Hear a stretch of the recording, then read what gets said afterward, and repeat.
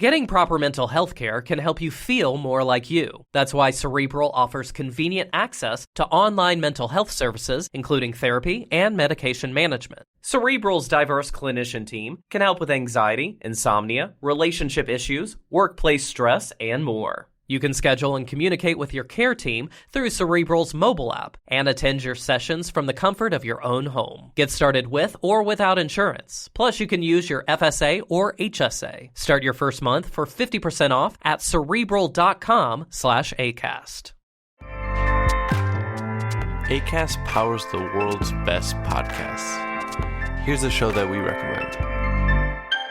Hey, I'm Kim Holderness. And I'm Ben Holderness. We host the Holderness Family Podcast every Tuesday. You may know us from the silly videos that we make online. Or a book about marriage called Everybody Fights. Or as winners of season 33 of The Amazing Race. Still can't believe that happened. Listen, we do a lot of stuff, but our podcast is our most favorite thing. Yeah, because every week we get to sit down face to face, talk to each other about marriage, family, mental health, or just anything that we want to know more about. Sometimes we have expert interviews, sometimes it's just us, but our goal is to bring some joy and laughter into your life every week. Our other goal is that maybe you will learn something as well. Right, so search the Holderness Family Podcast and check out our most recent episodes. We have one about staying organized with creators of the Home Edit. And one about being diagnosed with ADHD as an adult. We hope you'll join us. ACAST helps creators launch, grow, and monetize their podcasts everywhere. Acast.com. Hi guys, it's me, Dave. Look, I was sitting here editing this podcast episode, and then I realized there was something really wrong with it. I'm not on it. So I'm going to fix that by inserting myself into the top of this episode. Really, just to say a very big thank you to some of our new patrons over at patreon.com/the cinema. So a huge thank you to Andrew Fotheringar, to Richard Hall, to Kyle Tyndall Reed, and to Sarah for donating at the price of £2 or £3 a month or £32 a year. And guys, there really has never been a better time to join our Patreon, because we are all having a lot of fun over there. We're doing weekly Rings of Power and House of the Dragon spoiler episodes. Cathy and I are going to do a live finale episode for the House of the Dragon. I'm also going to do a live Andor episode when that finishes up. And also, we're doing a retro movie every month, and this month, it's movies that you like, that's you, our patrons, that nobody else likes. So if you've got one, head in there, suggest it, and it might be selected and we can all watch it together. And then you can convince us all why we're wrong. So that's patreon.com/the cinema. Hi, it's Cathy. And hi, it's Cathy's mom, Linda. And this is The Cinema, the podcast where we record our walk home from the movies. Usually I do it with my husband Dave, but today I'm doing it with my mother Linda. Welcome, Mom.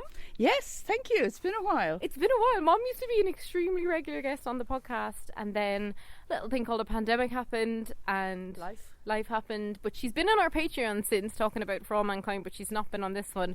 We're thrilled to go and see a rom-com. They're few and far between. I am so excited. I badly need a rom-com. Have you seen a trailer for this? I've seen nothing. All I know is that it's got two beautiful people. Mm-hmm. So I want to see the beautiful people. I want the rom, I want the com. And I think they're trying to stop their daughter getting married in Bali, and it sounds like it's going to be fun. I hope it's fun. Rom-coms are now notoriously never ever in the cinema. They only live on basically Netflix. So we've been dying to see this, actually go and watch one. It was shot in Australia, albeit it's set in Bali, so I'm happy to watch a nice sunny Australian movie. Oh, I did not know that. As I said, I don't know anything about it. Yeah, because I read about it because they shot it during the pandemic, and they had to like quarantine and like isolate and do all that like Australian stuff at the time. Oh, so they're like very close now, since they were always close, but apparently they're even closer since they moved together. I mean, Australia was very strict. I think what I like and what I'm looking forward to, Julia Roberts, as the years go by, she's such a strong performer. Yeah. She's not just a big smile. I mean, she is a big smile and a pretty face and a pretty woman, etc., etc. But she's a really strong performer. I accidentally caught maybe 10 minutes of Erin Brockovich was on TV during the week. Yeah? I was like, she's so good and so strong. So I haven't seen Julia Roberts or George Clooney in anything in a long time. Have you? I'm going to say yes, but then time at my age is very strange. so it could be Ocean's 13 or something. Really long time ago. So yeah, I feel like it's probably one of those movies where like they agreed to do it as well because they're friends. So I'm excited to watch it. We're going to go in now. Maybe they just got paid big money. I mean, I'm sure they also And got if paid. it was during a pandemic, maybe they were just glad to the opportunity to do some safe work. Yeah, exactly. Just go to Australia for a holiday. Okay, see you on the other side. Yeah, we'll see how happy we are. I'm sorry. I think your things are in my seat. Oh, sorry. Oh, come on. You've got to be kidding me. Excuse me, ma'am. I need to sit somewhere else. We used to be married. Worst 19 years of my life. We were only married for 5. I'm counting the recovery. In 4 days' time. Our daughter's going to marry a guy she just met in Bali, millions of miles from home. I just really want to kiss you. It's like I looked up for the first time and realized everything I ever wanted was right in front of me. She's throwing her career away. Just like her mother did. So I'm the only one who can stop her. She doesn't listen to him. Oh, champagne. Oh, 2, please. Just leave the bottle. Thank you. I won't let her throw her life away. We need to trick her into dumping him. As much as this will pain us both, we have to call a truce to make this work. You have to be in lockstep. We're back. Hello. For anyone who hasn't listened before, we're going to briefly talk about the movie and then we will go to Spoiler Street and spoil it. But for now, top line thoughts, Mom, what do you reckon? I enjoyed it. It had that whole... Yeah, just briefly, it was a feel-good movie. I laughed a lot. I wanted to clap. I did clap a little clap at the end. So clappy, happy, and it was fun. I mean, obviously there were things that were a little bit flawed and silly, but we can get to that. You, overall view? Happy. They should put that on the poster. I really enjoyed myself as well, I have to say. I was really happy to see George Clooney and Julia Roberts on screen. I was really happy to watch a movie set in the sun. I think their chemistry is unreal, but I think their chemistry is very much... They seem like best friends, and I think that's kind of interesting. I don't know, I just don't buy them as a romantic couple, but I love their chemistry, and I actually think the fact that they play 2 exes really served them well, because they fight brilliantly together. Their comic timing's amazing. They are a joy to watch. I totally recommend this movie. I think it's a good rom-com, and it's lovely to watch one in the cinema because we never get to do that. The only thing that kind of fell apart for me was there's effectively 2 love stories in this, not one, because there's the parallel story about their daughter who's getting married. That's in the trailers. I just didn't buy anything about the daughter and her marriage. I just didn't understand why someone would be getting married 25 days after they met someone. 38. Oh, sorry, 38 days. So I couldn't get behind that love story. So I was kind of getting annoyed by that one. You were against her from the very beginning. I just was like, I don't get it. Like, if they had said that, I don't know, I just didn't get that story. But I love Julia Roberts and George Clooney together. Like, they're brilliant. So I think the audience was enjoying it, and it was quite busy, wasn't it? Rom-coms aren't dead. Rom-coms are not dead. I think how could you not enjoy it? Yeah, I agree with you about their chemistry. They really do have good chemistry, and they just seem like they were having good fun, like they were like best friends on a holiday together. And during a pandemic when you couldn't do anything else, like, I think that kind of joy is like very palpable in this movie. I think so. So when I say happy clappy, it wasn't just that it made me happy clappy, but they were just happy. They seemed to be having so much fun. Now, what I would say about the daughter, the one that you didn't buy, and I don't know if this was deliberate because I know her from other shows and she's a really good young actress, but they seem to have her like completely bland character. I thought so. She was totally undercooked. And I think that might have been deliberate because I've seen this girl act, so I think that might have been a thing. I mean, how do you play the daughter of Julia Roberts and George Clooney? Yeah, like, how much charisma can one child have? So that she had a friend in it who had way more personality. So I think the friend who is Carrie Fisher's daughter, that actress, which is interesting, she looks so like her, but she was kind of undercooked as well. And I think it's just really hard when you've got 2 such famous actors in a movie to kind of give anyone else space, but I think they could have fleshed out those side characters a bit more, and it would have made it, like, this movie is not a classic, albeit I really liked it, and I think it's not a classic because it just feels like 2 mates having a laugh on their holidays. I absolutely, which I really like. Yeah, I absolutely agree. They didn't give anybody else a shot. So even in the end, you know, when they roll the final credits and they're showing outtakes from the production, it's just all about loving George Clooney, and it's all that. Even the outtakes are all about them. Yeah. So everybody else was very much a supporting character in their movie. So there were times when it reminded me a little bit of Mamma Mia. Yeah. Something about the mother and the daughter and the setting. But in Mamma Mia, the daughter was more of a character. And also you had that amazing music. And you had the music, of course, but there was more. She was a priya. There was no personality here, but I think it was deliberate. I think so too. Right, so if you're a fan of rom-coms, if you like Julia Roberts and George Clooney, go see this movie and you'll probably enjoy yourselves, but don't expect like a classic. Oh, go see it, because there's Bali, there's... Well, Queensland. Queensland, yeah, but they kind of made it, they fake ballied it. It's absolutely stunning, and the water and the sunsets, and you just want to be there and you want to be on your holidays. It reminded me, for some reason, I mentioned it. What was that funny thing, that funny show that had Stifler's mom? White Orchid? White Lotus. White Lotus. I don't know why it reminded me of that, because it was a bit comedic. Well, it's kind of like rich white Americans on vacation, right? And it's all a bit hammed up. It's sort of verging on the pantomime. I'd love to hear somebody from Bali talk about the movie and how they feel Bali was represented, because I have no idea. It did make me remember Julia Roberts in Eat, Pray, Love, which of course was in Bali as well. So that was, I'm like, oh, I've seen 2 movies like that with her. Anyway, we're going to go to Spoiler Street now. So if you don't want spoilers for Ticket to Paradise, turn off. We're on Spoiler Street now. Have we landed? We've landed, yeah, we're here. Oh my gosh, it's beautiful here. I don't recognise this street. Yeah. I think so. My main bugbear about the daughter plot, right, which is just infuriating to me. If I feel like we should have been aware of, as a basic principle of the movie, right, that she's marrying this guy. Why were they getting married? There was not even one sentence to explain it. Like, okay, I get it. You don't want to do your law degree. She did her law degree. She or graduated. She don't want to be a lawyer. Fine. You want to live in Bali? Fine. It's obviously very beautiful. You want to be with this guy? Fine. That's great. Why are you getting married? There wasn't like even a word of explanation for it. It made no sense why these two legally binding. If a friend of mine was like, I'm like officially going out with a guy I met that recently, I'd be like, really? Never mind marrying him.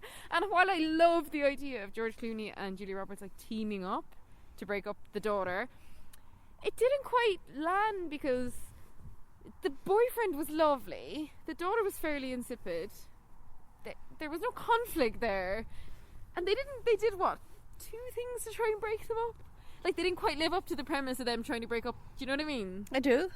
Yeah, they didn't try too hard. No, and he was perfectly lovely. Like, I would have rathered it if the daughter and the boyfriend were like madly in love that we could see, which we couldn't, that wasn't demonstrated to us, or if he was actually kind of an asshole.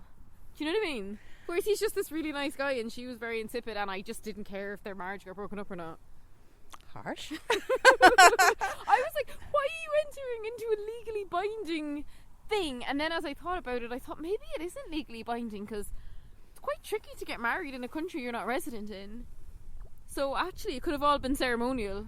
Yeah, I have no idea what a Balinese, even looking at the actual Balinese wedding and all the little bits and the traditions and everything, I have no idea whether it was authentic or binding. But I suppose I didn't care about the reason. There was no reason why would they get married after 38 days. Yeah. But because I felt like Julia Roberts and George Clooney could have just been like, look, if you need to not come back and take that law job, that's totally fine, but you probably shouldn't actually marry someone, because while we trust you, you can't possibly know him. But no, they didn't have a reasonable conversation. They just launched straight into their Trojan horse But I think plan. you're a little bit lost here, Cathy, because I think you're projecting ordinary life values onto this rom-com. They were getting married. So Julia Roberts and George Clooney could go to Bali and have a romp. I know, but then why couldn't they have been together like 6 months or something? Why so silly? Oh, because it was the unexpected. They dropped her at the airport to go to Bali for a holiday, and the next they heard, just before she was due home, was actually, I'm not coming home, I'm getting married. Well, 6 months wouldn't have worked. It had to be that. I guess, yeah. For the plot, it had to be that. I'm being too pedantic, I know I am. But anyway, I don't think there's much else to say about this movie, is there? Is there much else to say? There was one character who I absolutely loved, and he was Julia Roberts' new love interest. Oh, he's the best. He's the best. He's Paul. He's a French pilot, and he just really gets to ham it up and enjoy it and be very like sexy and funny and He was brilliant. I think every scene he was in, I laughed. Exactly. And he was like, I don't know who he is, I haven't looked him up, but he was well up to the task of being Julia Roberts' love interest in a movie. He really... Yeah, like that's a tough gig. Stepped up to it, and he was very funny. So he kind of stole all his scenes, I think. I mean, Julia Roberts and George Clooney are really brilliant comedic actors. Like, they're brilliant. And yeah, for anyone, he's probably the only person who actually stood toe to toe with him in the movie. And held his own. Yeah, he really is. One of the things I wanted to talk about, but I didn't want to spoil in terms of like how they're so obviously, now I know I've seen interviews with them and I know they're like best friends in real life and they're like best friends with each other's partners and kids, right? They're like, it's like your closest male friend vibes. We never saw them kissing in the movie. Like I don't think they're actually capable of. There was like one brief moment on the hilltop where they were supposedly kissing but we couldn't see their mouths, and then there was like 1 second of them locking lips and then jumping back and laughing, going ugh, and it felt very realistic because it actually felt like two friends who were like ugh. Yeah, there was very much that vibe. But then at the end they didn't even kiss, like they jumped off the boat. But this is spoiler street, and they did make an agreement to be together in the end, and they held hands and yeah, jumped off lovely. a boat. But again, I just thought it was so funny that they were like, they probably got paid like so many millions of dollars each, but they're like, we ain't making out. We ain't making out. Where were they ever a couple? Like, were they in real life? No, on screen. Ocean's, wasn't she his wife in Ocean's 11? Or his former wife. Oh yeah, they were a couple in one of those Oceans. I can't remember if they were like. Do you mean were they kissing? Like, I don't know whether they were kissing. But you know something, George Clooney doesn't do a lot of romantic stuff. Does he ever kiss anybody on screen? Well, he used to be in a lot of stuff in the 90s. With romantic who, though? stuff. Can you think of a picture of him with anybody? Yeah, so he was in that movie with Michelle Pfeiffer, One Fine Day, which I love. Oh, okay, I like that. He was in Out of Sight, which is a super sexy movie that him and J-Lo did. I'm struggling. He's kind of moved away from the genre, right? But Eeyore, he was like a heartthrob. Well, he was a heartthrob. I just can't picture him in any clinch shots. Yeah, not in recent times. But if you saw Out of Sight with him and J-Lo, you'd remember that. You'd remember that. Okay. Him and Julia Roberts look so good. They look so good. I'm like, is it genetics and is it a really expensive, amazing plastic surgeon? They have that. I don't know what it's called, but you know that. It's like this golden ratio where people's faces are just proportioned in such a way that they are just super attractive. Yeah, they look like superhumans. Like, they don't look like real people. It's very much a ratio that some people have. It's that perfect facial ratio, and artists will draw it. Yeah, and I was actually only joking. I don't think they don't even look like they've had a lot of plastic surgery. They just look amazing. Yeah. They just look, and they look. I don't know what age they were. They were too old anyway to play those parts. Like, they're both 60, and they're supposed to have got married at 20 and had a 25 years ago, so their characters... I didn't do the maths. Oh, I always do the maths. Their characters would have been 45, 46 in the movie, and I guess everybody plays older, but... That's funny. Why would they have lied about that? Oh, totally unnecessary. Because the whole thing was that they got married like immediately after graduation and had this baby, and then it all fell apart. Right, so, I get you. So they would be young. It's like if their daughter had a baby now, she'll be young when that... Yeah, I guess. So, but anyway, so that doesn't matter. They're not like they're 70, but it was cool. Okay, well, that's it. We loved it. Is there anything else to say? Actually, no. No, nothing else to say. Okay, I'm done. There was no music worth talking about. You can't say it was a brilliant soundtrack. There was no soundtrack. There was like that one scene where they were in a club dancing, and I thought they were actually pissed. That was, you did think she was drunk. She will never have been drunk. No, but I thought they both brilliant. were. Because I think they're good drunk actors. They were very good. Yeah, there's a good beer pong. Is that what it's called? That game? It's a good. It's probably one of the best, funnest scenes. It was really fun. Yeah, really fun. The only reason I thought, I wonder if they might be drunk is just purely because they were like in lockdown and working together, and they might have been like, F it. I really doubt it. They take and retake those scenes so often. I don't think. Yeah, you're right. But to be able to act a drunk is pretty cool. Yeah, no, excellent. Okay, excellent drunk acting, and thanks everyone for listening. Thanks so much, yeah, Mom, go for coming see back. it. Yeah, it was great to be back, and such a kick-ass movie to be back for. And thank you for listening. If you haven't already, please follow us on Apple Podcasts and Spotify and leave us a review. Greatly appreciate it. And head over to patreon.com/Cinemile to hear TV and retro movie reviews. At the moment, we're doing weekly reviews of House of the Dragon and weekly reviews of Rings of Power. So see you over there. Bye. Oh, no. Dad, please stop doing that. Oh, my God. I'm praying for an asteroid.